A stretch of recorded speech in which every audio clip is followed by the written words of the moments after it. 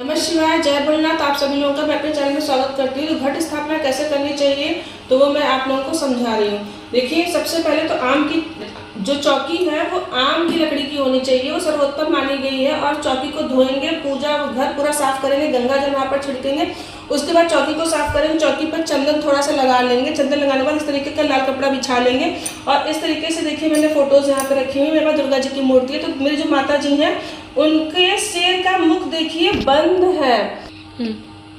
उनके शेर का मुख देखिए बंद है।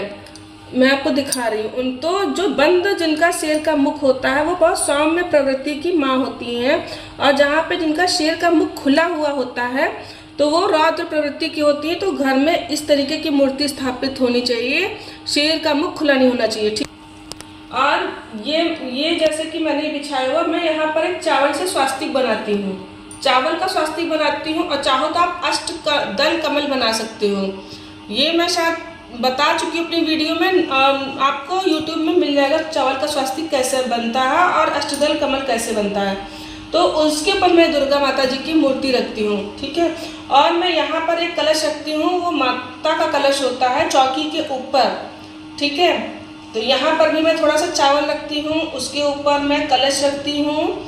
वो माता का कलश होता है, उसमें चावल भर कर रख सकते हो या चाहो तो जल भर के भी रख सकते हो, गुलाब का फूल डाल सकते हो, थोड़ा इत्र भी डालिएगा। और एक मैं वरुण कलश नीचे रखती हूँ।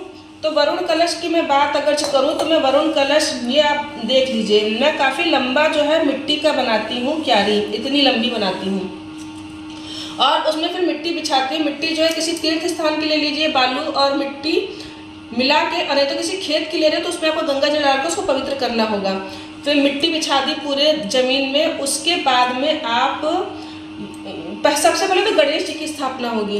पहले गणेश जी को ही रखा जाएगा और माता गौरी की स्थापना होगी। तो यहाँ पर जो मेरा माता जी का कलश होता है, यहाँ पे जैसे मान लीजिए कलश होता है तो गौरी जी को मैं यहाँ पे बिठाती हूँ, क्योंकि जो है, और गणेश भी यहीं पर होते हैं, क्योंकि कलश के पास ही गौरी गणेश होने चाहिए।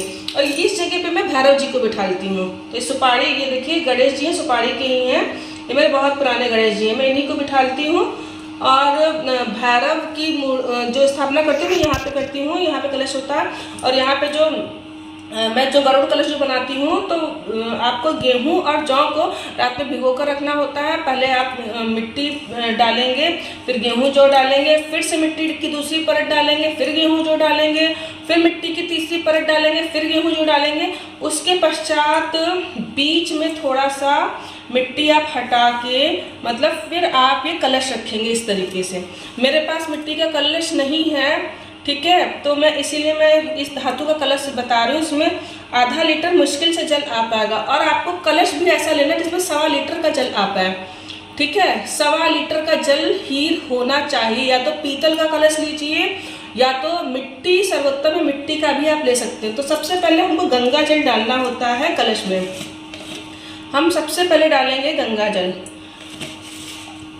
और ये मेरे पास संगम का जल है, जो अभी प्रयागराज कुंभ में जो कुंभ का जो महाकुंभ का जो था मेला जो था, ये वहाँ का जल है, कुंभ का जल है। तो मैं इसको, क्योंकि जो नदी किसी भी तीर्थ का जल भी डालना चाहिए, आप इसको भी डाल सकते हैं। और सुपारी डालेंगे, सिक्का, आप सिक्का डालिए तब जब आपके पास सोना ना हो और चांदी का सिक्का ना हो। अगर जो सोना है, जैसे कि मान लीजिए मैं इसको थोड़ा सा धोकर तब डालूंगी, ये धुला है मेरा, ठीक है, तो मैं सोना डाल रही हूँ।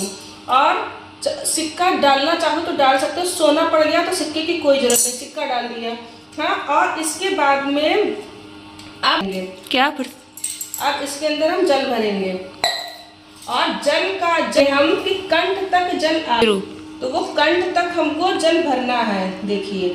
और ये मैं यहाँ पे बताना भूल गई हूँ एक चीज़, इतना ये, हाँ, ये देखिए मौली बंधी हुई है। तो सबसे पहले कलश में मौली ही बांधनी होती है।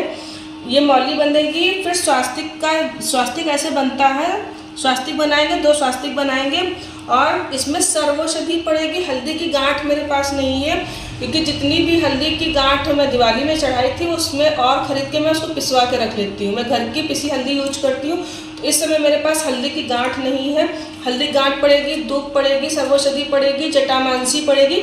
इतना सब इसमें पड़ेगा। हो सके गुलाब का इत्र अगर जो हो तो इसमें नहीं, माता का जो दूसरा कलश आप बनाएंगे उसमें जल भरेंगे उसमें आप डाल दीजिएगा। ये सब दोनों चीज़ों में, दोनों कलश में ये सब चीज़ें पड़ेंगी, ठीक है।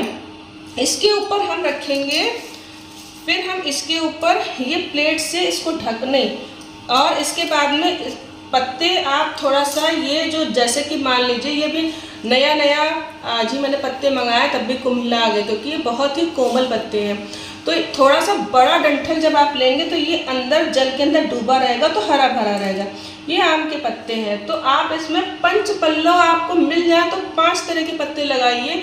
आम हो गया, बरगद हो गया, पीपल हो गया, गूलर हो गया, पाकर हो गया, ठीक है। तो आप 5 तरीके के पत्ते लगा लीजिए। और ये देखिए नारियल है, तो नारियल को हम क्या करेंगे, इसका देख लीजिए किधर आप, जैसे कि आप इधर बैठकर माता की तरफ आप बैठ के पूजा करेंगे तो जो इधर नारियल का मुख होगा वो आपकी तरफ होगा। खड़ा नारियल रख देंगे तो वो रोगों की वृद्धि करता है। इस तरीके से भी आप नहीं रख सकते हैं, लक्ष्मी की हानि होती है।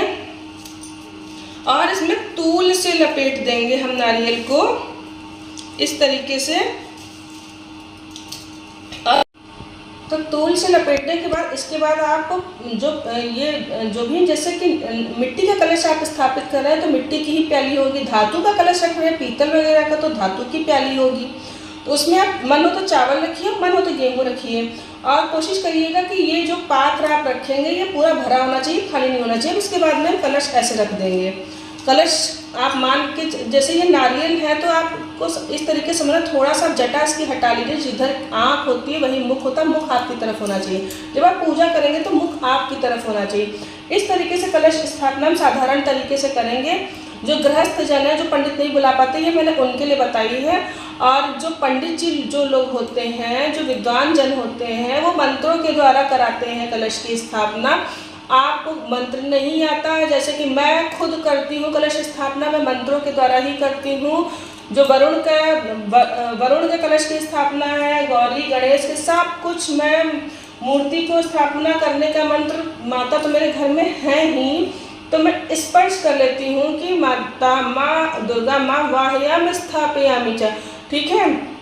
तो आप नहीं, आपको मंत्र आ पा रहा है, मंत्र माता का ये ओम मनो ज्योतिर्जुष्टा मानस बृहस्पति आज आइए पधारिए, मैं आपका आवाहन करती हूँ। आप इस तरीके से भी कर सकते हैं। गौरी माता गणेश जी आइए पधारिए, मैं आपका आवाहन करती हूँ। आप इस तरीके से भी सब आवाहन कर सकते हैं, भगवान भाव के भूखे होते हैं, ठीक है। तो आप इस तरीके से कलश की स्थापना कर सकते हैं। अगर जो वीडियो समझ में आई हो तो चैनल सब्सक्राइब करिएगा। नमः शिवाय, जय भोलेनाथ।